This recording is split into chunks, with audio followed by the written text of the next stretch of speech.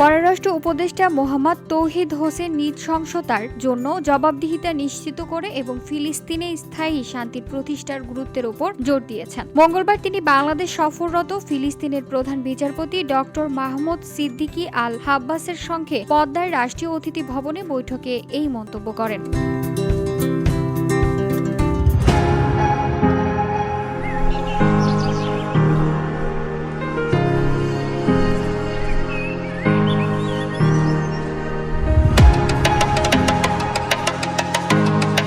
বৈঠকে তিনি ফিলিস্তিনিদের জনগণের প্রতি বাংলাদেশের অটুট সমর্থন পুনর্ব্যক্ত করেন এবং 1967 সালের আগে সীমানা অনুযায়ী দ্বিরাষ্ট্র সমাধানের প্রতি সমর্থন জানান। ডক্টর আল হাব্বাস বাংলাদেশের নেতৃত্ব ও জনগণের স্থায়ী সমর্থনের জন্য কৃতজ্ঞতা প্রকাশ করেন এবং মুসলিম উম্মাহর মধ্যে ঐক্য শক্তিশালী করার উপর গুরুত্বারোপ করেন।